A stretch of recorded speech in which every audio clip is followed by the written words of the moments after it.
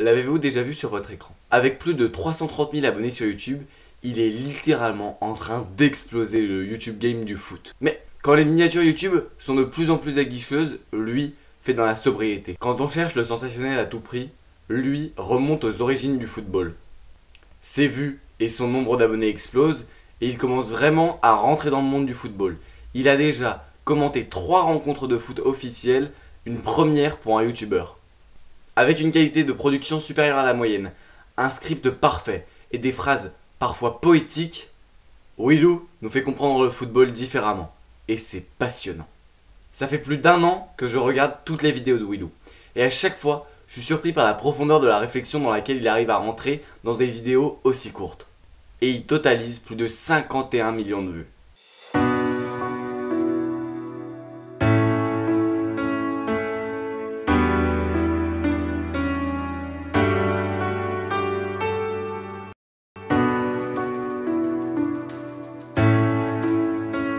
Pour comprendre le succès de Willou sur YouTube, il faut comprendre qu'il n'a pas directement trouvé le format qui lui convenait parfaitement. Il a beaucoup testé et échoué avec beaucoup de types de vidéos différentes.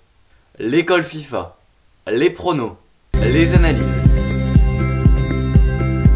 objectif Coupe du Monde, l'œil de Willou, l'œil de l'été, Eurotour et le sprint. Il lui a fallu du temps pour parfaitement ajuster ses vidéos à la demande de son audience. Mais pour arriver à ce point-là, il a dû beaucoup galérer. En testant tous ces formats, Willou pratique pour s'améliorer. Et en même temps, il commence à comprendre l'algorithme de YouTube. Malgré sa popularité grandissante, il reste très proche de sa communauté. Il répond presque à tous ses messages Twitter, ce qui lui permet de vraiment prendre la température de son audience. Et ça, à chaque fois qu'un YouTuber le fait, c'est positif, parce que ça lui permet d'évoluer avec son audience. On peut prendre par exemple PewDiePie, qui est le YouTuber avec le plus d'abonnés dans le monde, et qui a la 2e chaîne de tout le YouTube game. PewDiePie a un thread Reddit où il regarde les mèmes et les messages qu'ont écrit ses abonnés pour adapter son contenu en fonction des préférences des fans. C'est un peu la même idée pour Willou qui est particulièrement attentif quand il lance un nouveau format. C'est un format qui va évoluer en fonction des retours de ses abonnés. Ce modèle collaboratif avec sa communauté lui permet d'évoluer beaucoup plus vite.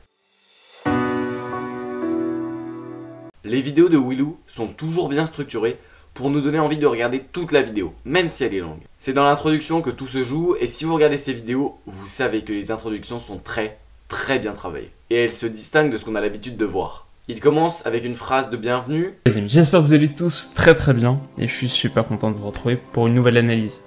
Puis enchaîne sur 2 ou 3 phrases, parfois avec des tournures poétiques. Royaume des émotions, repère des passions. Le stade concentre le patrimoine immatériel d'un club. Puis il met un jingle bien travaillé. Ce générique est court et il permet de donner aux vidéos de Willou un point commun. Une ressemblance qui crée le caractère de la chaîne. Évidemment, la structure de ces vidéos n'est pas toujours la même. Mais on voit souvent, si ce n'est tout le temps, un plan clair, illustré par une belle barre des rubriques sur la droite de la vidéo. On se rend compte qu'à l'inverse de certaines vidéos où le youtubeur se met face caméra et parle sans suivre de chemin clair ou de plan concis, Willou, lui, nous emmène quelque part. On sait que rien n'est improvisé et qu'il y a du travail derrière. Bien sûr, le montage participe aussi à cet effet de sérieux de la vidéo. Dans ses introductions, Willou est un véritable poète footballistique. Mais ses tournures sont réservées à l'introduction. Dans le reste de la vidéo, il utilise des phrases courtes et impactantes pour bien faire passer l'idée à son audience. Il réussit à simplifier certaines idées pour que tous ses abonnés puissent la comprendre. Surtout, Willou est un bon pédagogue qui sait faire apprendre. Ce n'est pas pour rien si les conclusions qu'il tire de ses vidéos s'appellent des enseignements. En plus, la vidéo est le format parfait pour lui, parce qu'il peut synchroniser les images avec ce qu'il dit et donc vraiment faire passer un message. C'est difficile de garder l'attention de votre audience, mais alors, quand vous faites la même chose que tout le monde, c'est encore plus difficile car il y a beaucoup de concurrence. Willou a bien compris cela et c'est pourquoi il se différencie vraiment. En nous parlant de sujets peu abordés, Willou s'éloigne de la sphère ultra compétitive du football sur YouTube. Qui d'autre est capable de faire 100 000 vues sur une vidéo sur le football à 3? Qui peut en faire 280 000 sur une vidéo sur la visite médicale d'un joueur? Ce n'est pas quelque chose de nouveau sur la chaîne de Willou. Dès le début avec ses contenus FIFA, il a compris qu'il fallait se différencier et a fait des vidéos qu'on ne trouvait nulle part ailleurs. Comme par exemple comment gérer ses nerfs dans un week-end de FUT Champions. Ce qui était pourtant un problème pour beaucoup de gros joueurs. Mais vas-y, la vie de ma mère ce jeu de bâtard!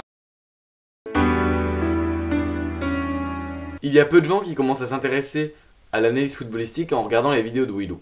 Et c'est ce qui fait son succès, ou tout du moins en partie. Je m'explique. Je connais personnellement beaucoup de gens qui regardent ces vidéos et le profil est très souvent le même. D'ailleurs, si vous avez cliqué cette vidéo pour voir comment il a explosé sur YouTube parce que vous êtes abonné à Willou, c'est probable que vous correspondiez à cet avatar. Le spectateur moyen de Willou est un homme qui a 20 ans ou plus et qui aime le football depuis bien longtemps. Depuis des années, il regarde des émissions à la télé ou des émissions radio comme l'Afterfoot et il entend toujours les mêmes choses. Mais cet homme commence à être dégoûté des médias traditionnels sur le football.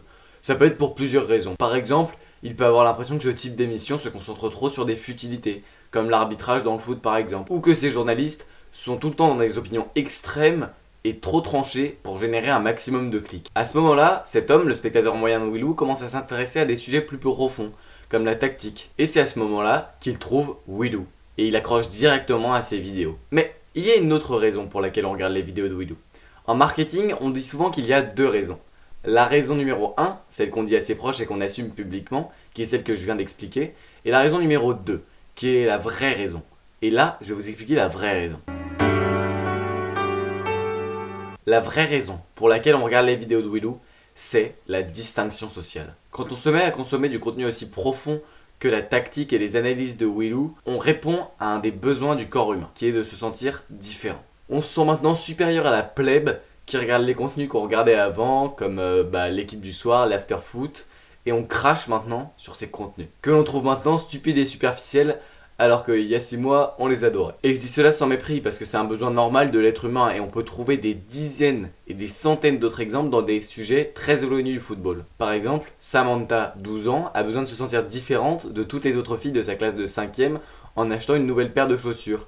Et quand sa copine Charlotte va acheter les mêmes, elle ne va pas être contente parce qu'elle n'aura plus cette différenciation. Bon, je m'éloigne un peu du sujet ici, mais c'était pour vous faire comprendre l'idée. Donc on est vraiment content de regarder ces vidéos parce qu'on sent qu'on va plus loin dans l'analyse footballistique que la plupart des gens. Et sa chaîne est beaucoup partagée parce qu'on est content de dire à notre ami « Hey, j'ai trouvé un petit créateur qui fait vraiment des bonnes vidéos, mieux que ce que tu as l'habitude de voir. » Et il y a un dernier critère qui fait que les gens s'abonnent à Willou et c'est ce que j'appelle le syndrome de la chaîne intelligente. Eh mais Félix, c'est quoi le syndrome de la chaîne intelligente? En fait, le syndrome de la chaîne intelligente, c'est quand des viewers regardent des vidéos d'une chaîne qui produit du contenu travaillé et analytique, ils se disent que c'est une bonne chose pour eux qu'ils regardent ces vidéos parce que ça élève leur niveau de réflexion.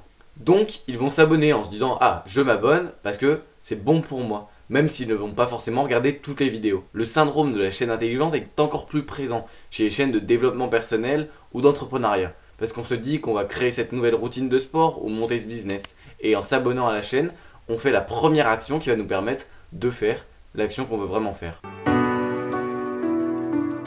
On peut voir que Willou a une bonne communauté. Mais ce n'est pas de la chance, il a ce qu'il mérite. S'il s'était mis à faire du contenu poubelle, il aurait eu une audience stupide. Il fait du contenu de qualité et très travaillé, il a donc une audience respectueuse et éduquée. Il suffit de voir comment sa communauté a réagi quand il a promu la chaîne de sa copine, Marlène, la chaîne Boussole, qui parle de sujets très divers tels que les happy hours ou encore la cité perdue d'Atlantide. Voilà la courbe d'abonnés de cette chaîne. On peut voir que beaucoup de gens ont voulu faire plaisir à Willou et le récompenser de son travail gratuitement, simplement en allant s'abonner à la chaîne de sa copine. Sur les 174 000 vues, 28 000 sont allés s'abonner à sa chaîne. C'est le signe d'une audience fidèle et reconnaissante qui veut vraiment faire plaisir à Willou et le remercier de tout ce qu'il fait. Et il mérite encore plus d'avoir une bonne communauté parce qu'il est vraiment à l'écoute de celle-ci. J'ai une très belle communauté. C'est à la fois des personnes qui sont passionnées, notamment de foot, bien sûr, mais aussi réfléchies, pertinentes. Il a commis selon moi une grosse erreur stratégique, et c'est qu'il se demande trop de travail, sans déléguer aucune tâche dans le processus de création d'une vidéo, pas même le montage. À un moment dans sa chaîne, il est presque allé au burn-out, en s'imposant un rythme de publication impossible à tenir. Je suis globalement très admiratif de ce que Willou a réussi à faire. Il a réussi à promouvoir la tactique au plus grand nombre et il s'élève au-dessus du débat footballistique classique. Voilà pour cette vidéo. Donc si vous n'êtes pas encore abonné à la chaîne de Willou, allez vraiment vous abonner parce que vous allez adorer son contenu si vous aimez déjà mon podcast. Sinon, si vous m'avez découvert et que vous connaissiez la chaîne de Willou, mais pas la mienne, n'hésitez pas à vous abonner parce que vous allez adorer ma chaîne si vous aimez celle de Willou. Et puis je vous dis à bientôt pour la prochaine vidéo. Merci de m'avoir regardé.